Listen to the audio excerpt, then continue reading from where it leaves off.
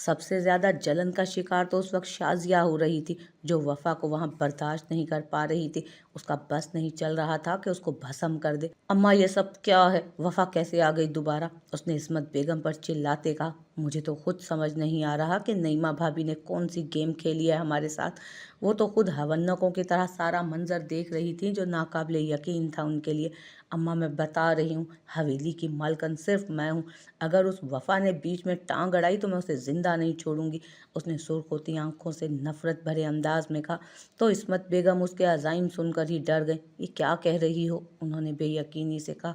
सच कह रही हूँ। अच्छा हुआ ये खुद चल कर आ गई। अब इसे रास्ते से हटाने में कोई मुश्किल नहीं पेश आएगी मुझे। उसने अपने खतरनाक इरादे से उन्हें आगाह किया और वहां से हटती चली गई। अब इसकी नफरत क्या रंग लाने वाली थी, यह तो वक्त ही बताने वाला था, जो कभी एक सा नहीं रहा। उजाला हसद भरी नज़रों से जरियाब और सहर को भी देख रही थी। वो जो कासिम को जरियाब समझकर अपनी इज्जत गंवा बैठी थी, उसकी अकल अभी भी ना खुली थी। जरियाब को देख उसके दिल में एक बार फिर उसे पा लेने की चाह ने अंगड़ाई ली थी। जरियाब सिर्फ मेरा है, सिर्फ मेरा। मैं कभी उसे तुम्हारा नहीं होने दूंगी सहर। बेशक उसके लिए मुझे तुम्हें ही रास्ते से क्यों ना हटाना पड़े। मुझे जरियाब की दूसरी बीवी बनना भी मंजूर है। वो नापाक इरादे लिए एक बार फिर उनकी ज़िंदगी तबाह करने को तैयार थी। एक बार फिर उनकी ज़िंदगी आंधियों की जद में आने वाली थी, मगर इस बार वफ़ा तैयार थी। अफसफंद यार ने ज़रा भी देर के लिए वफ़ा का स्टेज पर हाथ नहीं छोड़ा था, जबकि वफ़ा उसे घूर घूर कर देख रही थी। सबकी मायनी खेज नज़रें उसे शर्म से दो चार कर रही थी। असफंद हाथ छोड़ो मेरा, क्या सोचेंगे सब? वफ़ा ने आहिस्ता से झुकते हुए कहा तो असफंद चौड़ा हुआ। तुम लोगों को छोड़ो, वो तो कुछ ना कुछ सोचते ही रहते हैं। अगर उनकी बातें हम ही सोचेंगे तो वो क्या सोचेंगे? और तुम बस यहाँ अपने सैया पर ध्यान दो। असफंद ने उसका हाथ सीने से लगाते हुए कहा। सबकी दबी दबी हंसी देखते वफ़ा के सब्र का पैमाना लबरेज हुआ और उसने कस के एक कोनी असफंद के पहलू में रसीद की, जिससे उसका पहलू अच्छी तरह सेंका जा चुका था। असफंद बिलबिला कर रह गया। वफ़ा ये क्या किया तुमने? उसने कमर सहलाते हुए कहा, जहाँ से अभी भी तपिश निकल रही थी, जबकि ईशल का उसे देखकर कहकहा बुलंद हुआ था। उमर की हालत भी उससे मुख्तलिफ नहीं थी। असफंदियार उन दोनों को देख दांत कचकचा कर रह गया। खाने के बाद दूध पिलाई का दौर शुरू हुआ, जिसमें ईशल ही आगे लगकर असफंद की जेब लूटने के चक्रों में थी। उसकी बातों ने असफंद का दिमाग घुमा कर रख दिया था और वो उसको घूर कर रह गया, जो 1 लाख से एक पाई कम के लिए राजी नहीं हो रही थी। उसने उमर को इशारा किया, जो हाथ जोड़कर अपना पहलू बचा गया कि भाई तुम ही संभालो। असफंद यार की दुर्गत बनती देख वफ़ा अपनी हंसी मुश्किल कंट्रोल कर रही थी, जो निकलने के चक्रों में थी और जिससे असफंद यार बखूबी वाकिफ भी था। असफंद, तुम इतने कंजूस कैसे हो सकते हो? क्या तुम अपनी बीवी के लिए इतना भी नहीं कर सकते? ईशल ने तंग आकर कहा। इनके लिए तो हम अपनी जान भी दे सकते हैं। ये पैसे क्या चीज़ हैं? ये तो हमारे लिए लाखों करोड़ों से भी अनमोल हैं, जिन्हें हम दिल की सल्तनत में मलका की तरह रखेंगे।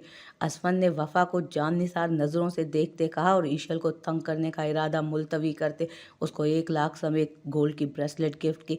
एक बार फिर लड़कियों ने हॉल को शोर मचाकर सर पर उठा लिया था। वफ़ा असफंद की हर बात को दिल में उतरता महसूस कर रही थी। वो इतनी अनमोल नहीं थी जितना उसे असफंद यार की चाहत ने बना दिया था, और वो उस पर अल्लाह का जितना शुक्र अदा करती वो कम था। रुखसती का शोर उठा और वफ़ा जाते समय जरियाब के सीने लगकर फूट फूट कर रोई थी, शायद आखिरी दफ़ा। फिर असफंद यार हमेशा उसका ख्याल रखने का वादा करता वफ़ा को खुशी खुशी रुखसत करवा कर हवेली ले गया था। उसका इस्तकबाल पूरे धूम धड़ल्ले से किया गया था। यही वो इमारत थी जो उसकी सिसकियों की गवाह थी और शायद आज से उसकी खुशियों की गवाह भी बनने जा रही थी। नाइला बेगम, जो खुद पर कब से जब्त कर रही थी, किसी का लिहाज किए बगैर अंदर चली गई। इस्मत बेगम और शहनाज बेगम ने भी रुकना ज़रूरी नहीं समझा, जबकि नईमा बेगम उन सबको नज़रअंदाज किए ईशल के साथ वफ़ा को लिए अपने पोर्शन में आई, जो बहुत खूबसूरती से सजा दिया गया था। वफ़ा को असफंद यार के कमरे में सेज पर बिठाया गया। असफंद का कमरा सिर्फ सफ़ेद गुलाबों से सजा था। असफंद जानता था कि वफ़ा को सफ़ेद रंग से इश्क था और असफंद को वफ़ा से। ईशल भी उसे बिठाकर जा चुकी थी। आने वाले लम्हात को सोचते उसकी हथेलियां नम हुई। नीचे जरियाब और सहर को देखते वफ़ा उनके गले लगकर मिली और असफंद भी जरियाब से गले लगकर मिला। वो सब वहीं बैठ गए। जब नईमा बेगम ने उन्हें नाश्ते के लिए बुलाया, वो सब नाश्ते के साथ साथ बातें कर रहे थे जब वफ़ा की निगाह उजाला पर गई, जो यकटुक जरियाब को ही देख रही थी। वफ़ा की अब तक उजाला से कोई बात नहीं हुई थी, लेकिन अब उसको जरियाब की तरफ देखते पाकर वो खटकी थी। कुछ तो था जिससे वो लाइल्म थी, मगर क्या? असफन जो वफा को कुछ कहने लगा था, उसे एक ही जानिब देखते पाकर उसकी नज़रों के ताक़ुब में देखा तो उजाला को ज़रियाब को बड़ी गहरी नज़रों से देखता पाकर वो भी ठिठका था। उसने वफा के हाथ पर हाथ रखा तो वो चौंकी। उसने आंखों ही आंखों में ठीक हूँ का इशारा करते असफन को मुतमईन किया, मगर वो जानता था कि वफा के दिमाग में कुछ तो चल रहा था जो बाद में जानने का इरादा रख चुका था। वो वलीमे का इंतज़ाम बहुत शानदार अंदाज में किया गया था। असवन ने सब कुछ अपनी निगरानी में करवाया। मोमिन 2 दिन से लापता था, जबकि शाजिया वफा को इतनी अहमियत मिलती देख जल कुड़ रही थी। उसने अपने घटिया अज़ाइम में उजाला को भी शामिल कर लिया था। अब वो दोनों क्या चाल चलती सभी उससे बेखबर थे।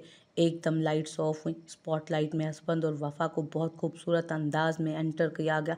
इर्द गिर्द शोलाबारी शुरू हो चुकी थी, जबकि वफा सिल्वर ग्रे मैक्सी में आसमान से उतरी परी लग रही थी, जो उस वक्त सबकी नज़रों का मरकज़ बनी थी, जो अपने शहजादे असफन यार के साथ चलती शाना बशाना स्टेज तक पहुंची, जहां सुर्ख फूलों की फुहार ने उनका इस्तकबाल किया।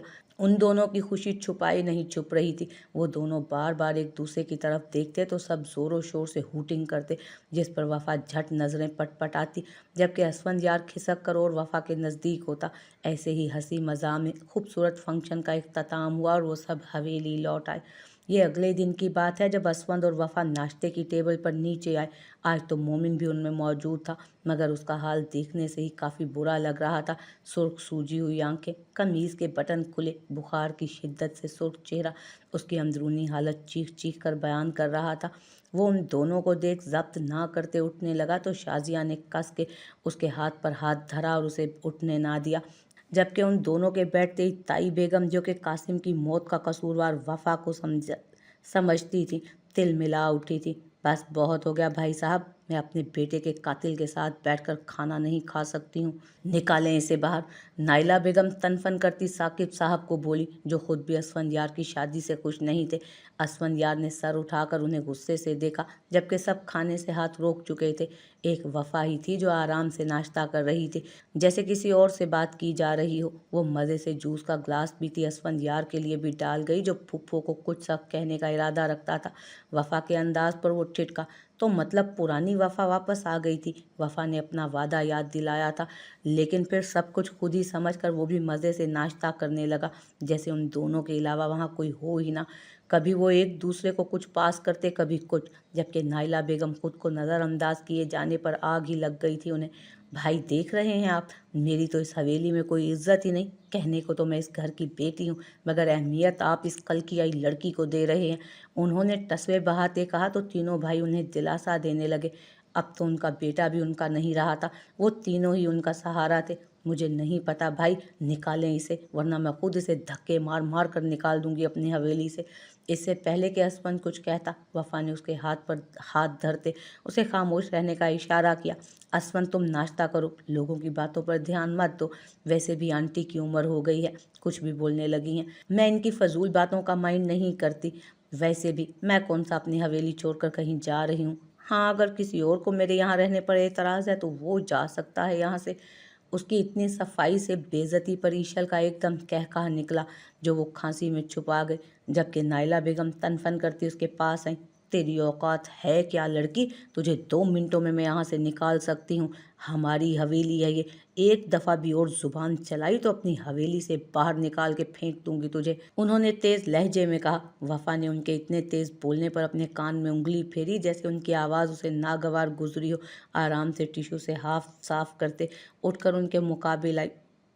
उसका अंदाज साफ मजाक उड़ाता था, जिस पर नाइला बेगम का मुंह एहानत से सुर्ख हुआ था। बहू मत भूलो, वो फुफ्फो है सबकी और तुमसे उम्र में बड़ी हैं, तुम्हें इन्हें कुछ भी कहने का कोई हक नहीं पहुंचता।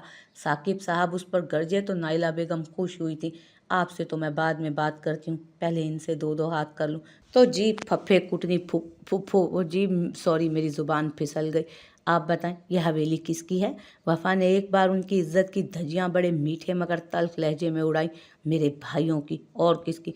उन्होंने गरूर से गर्दन अकड़ाते कहा। क्या वाकई? उसने दिलचस्प अंदाज में पूछा तो साकिब साहब गरूर से बोले, यह हवेली इस गांव के सरदार मोमिन खान की है और किसी में इतनी जुर्रत नहीं कि मेरी बहन को यहाँ से निकाल सके। मगर हम ज़रूर गुस्ताख लोगों को निकाल सकते हैं।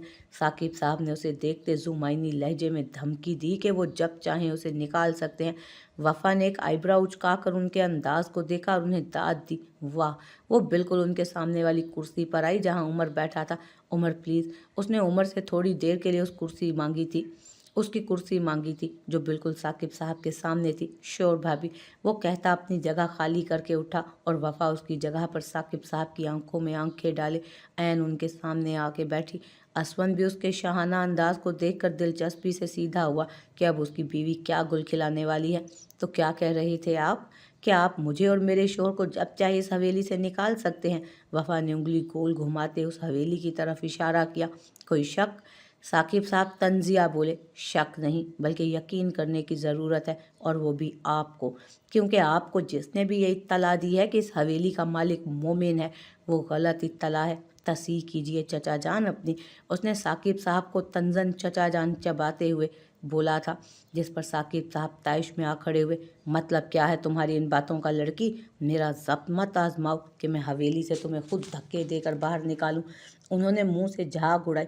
नईमा बेगम ने कुछ कहना चाहा तो असफन ने मुस्कुराते हुए उन्हें खामोश रहने का इशारा दिया तो वो मखमसे का शिकार हुई।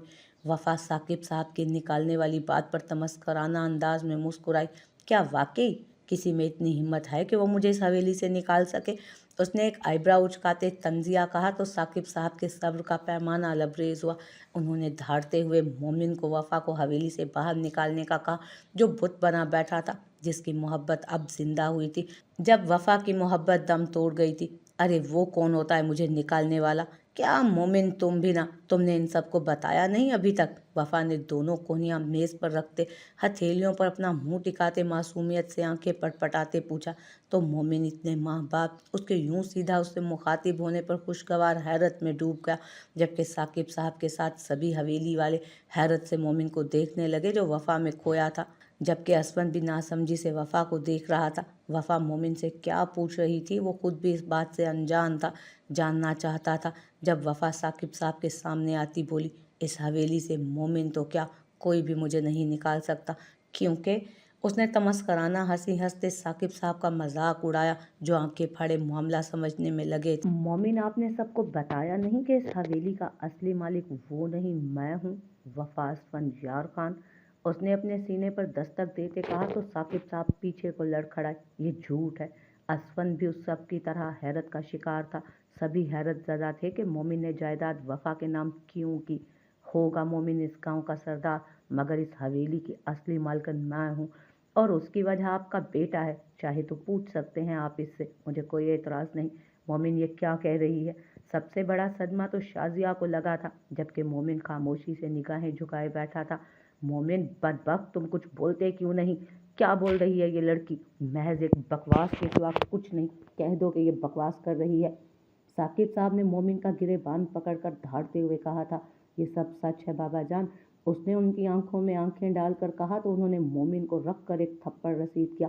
बदबख्त, तूने हमारे अब्बाओ अजदाद की मेहनत को पल भर में 2 कौड़ी का कर दिया और उसे किसी बाहर वाली के नाम कर दिया और हमसे मशवरा तक ना किया। वो बेबसी से बोले। मोमिन, तुम ऐसा कैसे कर सकते हो? ज़रूर इसने तुमसे धोखे से साइन लिए होंगे। ये हवेली सिर्फ हमारी है। ए लड़की, कागजात वापस कर। नाइला बेगम चील की तरह वफ़ा पर झपटी, जिन्हें असफन यार ने बीच में ही रोक लिया था। बुरा लगा, दर्द हुआ, मुझे भी होता था जब आप लोग मुझसे नौकरों से भी बदतर सलूक करते थे। मगर कहते हैं ना, वक्त एक साथ नहीं रहता, तो अब भी वक्त बदल चुका है। इस हवेली की हुक्मरान मैं हूँ, जिसे चाहूँ चुटकियों में बाहर निकाल सकती हूँ इस हवेली से। उसने चुटकी बजाते कहा। मगर निकालूंगी नहीं, वरना आप में और मुझ में क्या फ़र्क रह जाएगा? उसने उन्हें तमस्खर से देखते हुए कहा। तुम एक नंबर की धोखेबाज हो। मेरे शोहर को खूबसूरती के जाल में फांस कर जायदाद लूट ली है तुमने। हम केस करेंगे तुम पर। शाजिया उसके सामने तनफन करती आई और उसका हाथ खींचते हुए कहा, खुशफहमी है तुम्हारी। मुझे तुम्हारे शोहर को जाल में फंसाने की ज़रूरत नहीं है, जबकि मेरा खुद का शोहर इस काबिल है कि मेरी हर मुंह से निकलने वाली ख्वाहिश झट में पूरा कर दे। बात जायदाद की रही तो आप सब मुझ पर कोई केस नहीं कर सकते, क्योंकि आपके लाट साहब मोमिन खान ने पूरी अदालत समेत जज साहब के सामने कागजात पर साइन करते हुए पूरे होशो हवास में जायदाद मेरे नाम की है, और उसके गवाह तो चचा जान आप खुद भी हैं। वफा ने शाजिया को झटकते कहा। वफा के मुंह से सारी सच्चाई सुनने के बाद वो कुर्सी पर ढह से गई।